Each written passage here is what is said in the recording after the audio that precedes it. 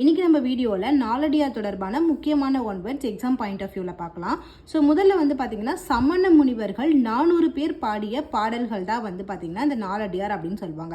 இந்த நாலடியார் என்ற நூலை வந்து என்ன பண்ணுவாங்கன்னா திருக்குறளோட வந்து ஒப்புமைப்படுத்தி பாராட்டுறதும் இருக்கும். நம்ம வந்து ஒரு பழமொழி வந்து கேள்விப்பட்டிருப்போம், ஆளும் வேலும் பல்லுக்குருதி நாலும் ரெண்டும் சொல்லுக்குருதி அப்படின்றது. இதில் 2 அப்படின்றது வந்து திருக்குறளையும் 4 அப்படின்றது இந்த நாலடியாரையும் தான் குறிக்கிறாங்க அந்த பழமொழியில்.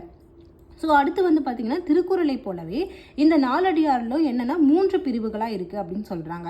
ஸோ அது என்னென்ன பிரிவுகள் அப்படின்னு பார்த்தீங்கன்னா அறத்துப்பாலில் 130 பாடல்களும், பொருட்பாலில் 260 பாடல்களும், காமத்துப்பாலில் 10 பாடல்களும் இருக்குது. ஸோ மொத்தம் எவ்வளோ அப்படின்னு பார்த்தீங்கன்னா 400 பாடல்களும் ஒரு கடவுள் வாழ்த்து பாடல்களும் இந்த நாலடியார் நூல்களில் இடம்பெற்றிருக்கு அப்படின்னு சொல்கிறாங்க. ஸோ இந்த நாலடியாருக்கு வேறு என்ன பெயர்கள்லாம் இருக்குது அப்படின்னு பார்த்தீங்கன்னா நாலடி 400, வேளாண் வேதம் அப்படின்னு சொல்லுவாங்க. ஸோ இந்த ரெண்டுமே வந்து ரொம்ப முக்கியமானது எக்ஸாம் பாயிண்ட் ஆஃப் வியூவில். தென் அதுக்கப்புறம் வந்து இதனை வந்து பால் இயல் அதிகாரமாக வகுத்தவர் யாருன்னு கேட்டாங்கன்னா பதுமனார் அப்படின்றவர் தான். இதுவும் எக்ஸாமில் கேட்கறதுக்கு வாய்ப்பு இருக்குது. அடுத்து இது ஆங்கிலத்தில் மொழிபெயர்த்தவர் யார் அப்படின்னு பார்த்தீங்கன்னா ஜியு போப்.